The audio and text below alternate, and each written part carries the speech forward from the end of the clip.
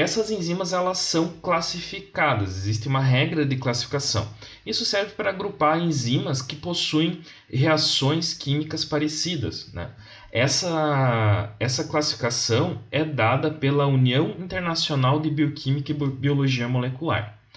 Essa classificação é dividida em 6 classes. Ó, eu tenho então aqui 6 classes e ela é organizada de acordo com a reação que ela está catalisando. Né? Então, de acordo com a sua reação química. Tá? Vamos dar uma olhada com mais detalhes então cada um desses grupos. Eu estou utilizando aqui o material do livro para ficar mais fácil para vocês associarem. Tá? Então, a primeira classe ela chama-se de oxirredutases. A segunda classe são as transferases. A terceira classe são as hidrolases. A quarta classe... Opa, eu estava vendo aqui, conferindo se eu estava gravando direitinho. A quarta classe são as liases. A quinta classe são as isomerases. E a sexta classe são as ligases. Tá bom? Vamos dar uma olhada então no primeiro grupo. As oxirredutases. Entendendo o nome do grupo, a gente já consegue dizer que tipo de reação ela está fazendo. Esse é um sistema que é muito fácil de tu acabar entendendo qual é a reação química, só pelo nome do grupo ou o nome da enzima. Tá? Então, ele foi feito mesmo para facilitar esse agrupamento e identificar qual é a ação. Vamos dar uma olhada então aqui nas oxirredutases. As enzimas oxirredutases, elas catalisam reações de oxirredução. Por exemplo, a gente tem aqui a lactato, que está sendo transformado em piruvato. Essa transformação do piruvato vai ser feita pela enzima lactato desidrogenase.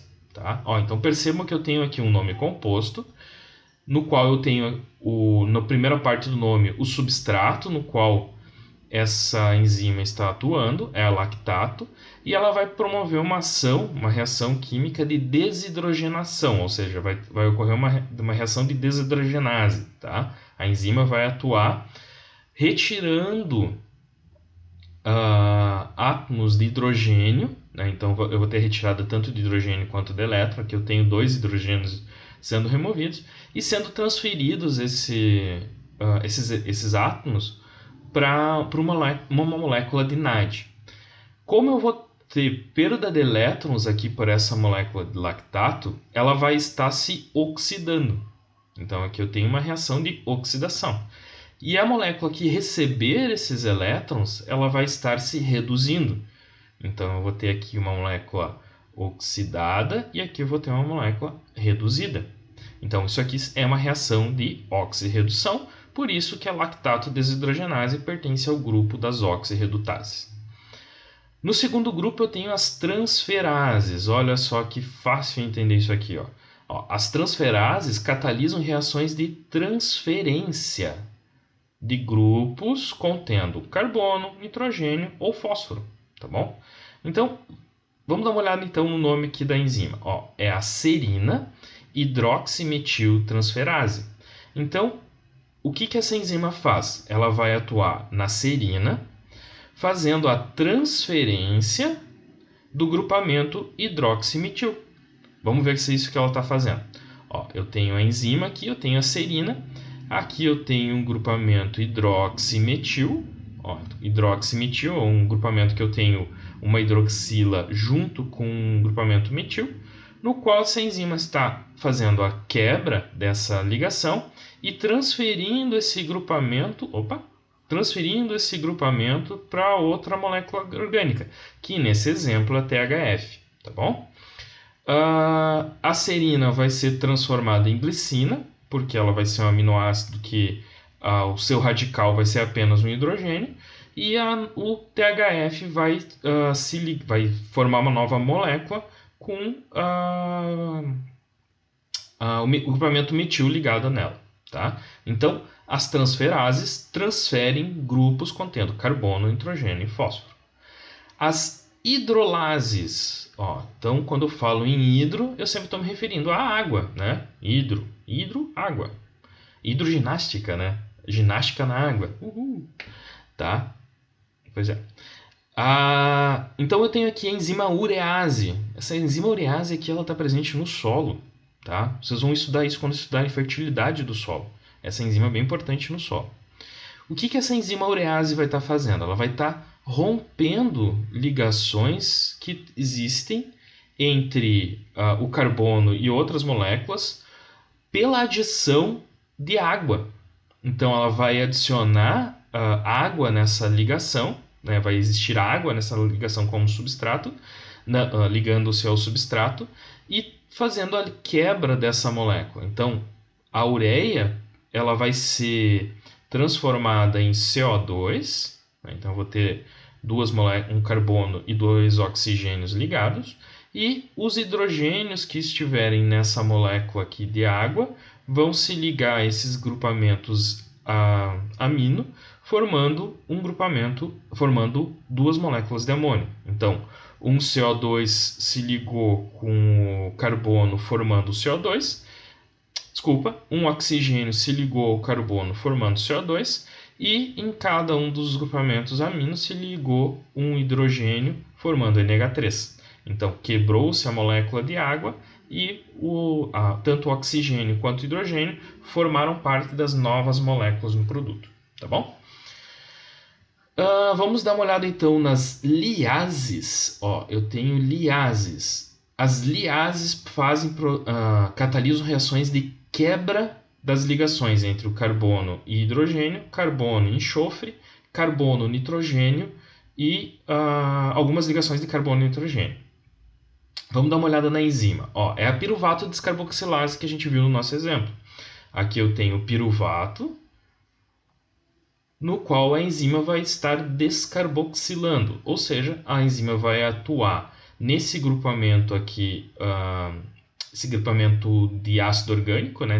nesse grupamento ácido aqui, e ele vai estar promovendo a quebra dessa ligação. Então, está tendo a quebra da ligação pela enzima, e eu vou estar liberando, então, uma molécula de CO2 formando aldeído. Então, esse piruvato que tinha 1, 2, 3 carbonos, agora vai ter apenas 2 carbonos, tá?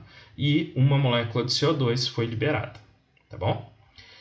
Isomerases. Então, lembre-se quando a gente falou de isômeros, quando a gente falou nas moléculas de aminoácidos que existiam isômeros, que é uma molécula no qual eu vou ter uma modificação na sua estrutura, mas ela não vai estar nem perdendo, nem adicionando átomos de carbono, nitrogênio, fósforo. Simplesmente vai estar mudando um grupamento de posição.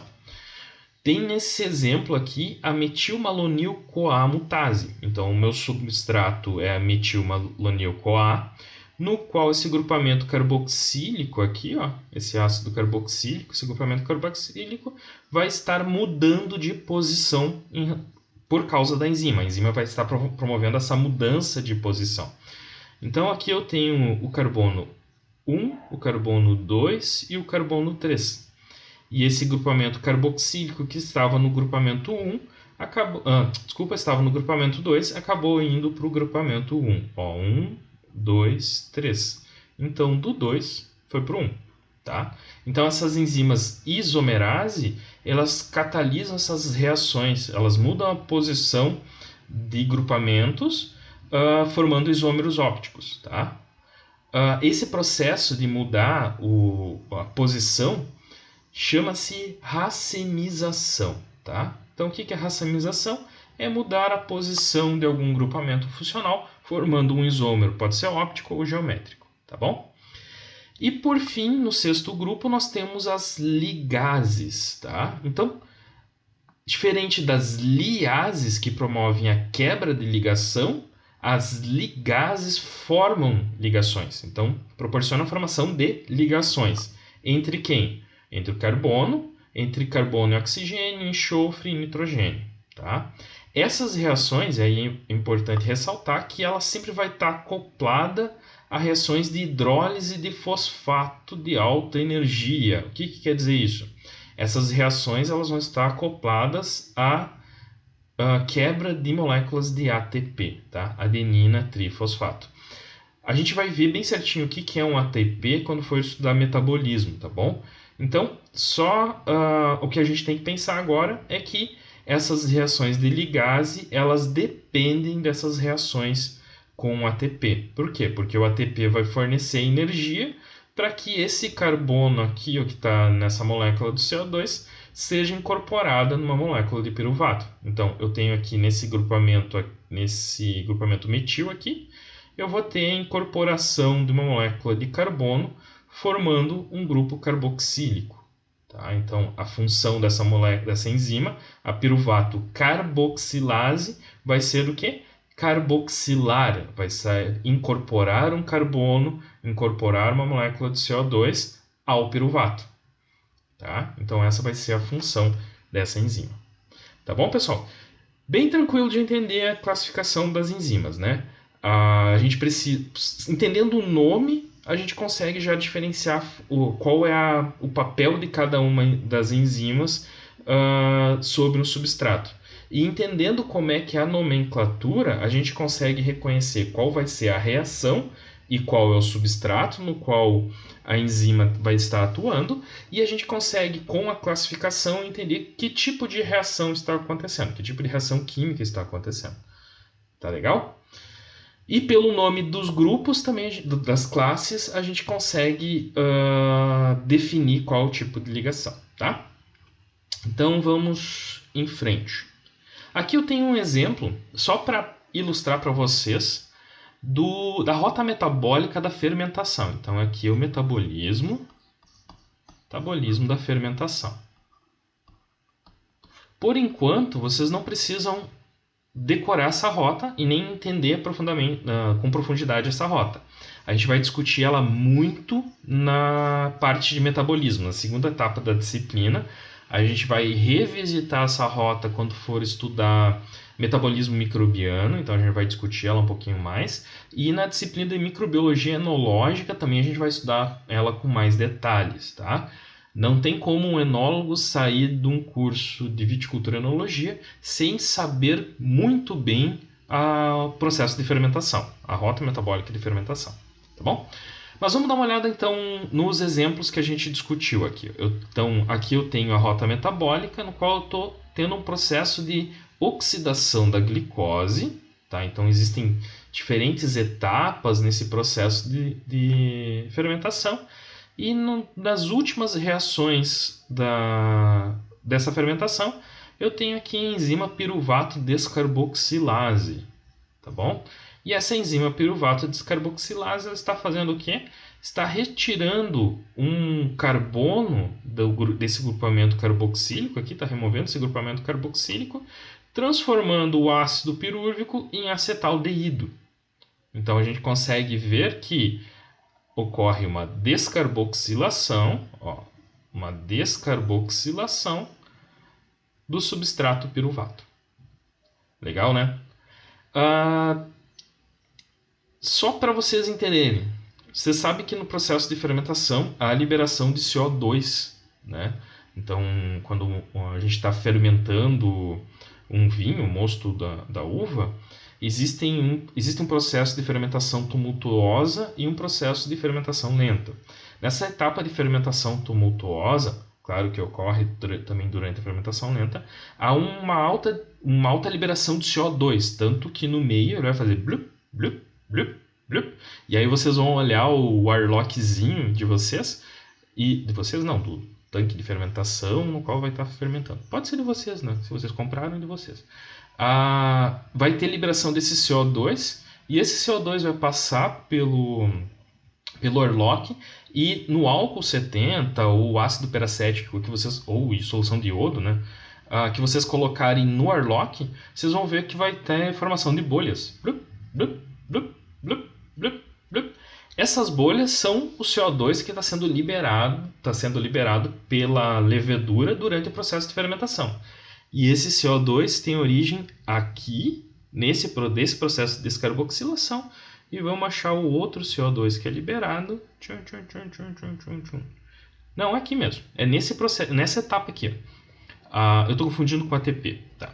Mas é nessa etapa aqui que o CO2 que é liberado é que a gente vai perceber as as bolinhas do processo de fermentação, tá? É só uma curiosidade por enquanto, mas mais para frente a gente vai discutir isso com mais detalhes, tá bom?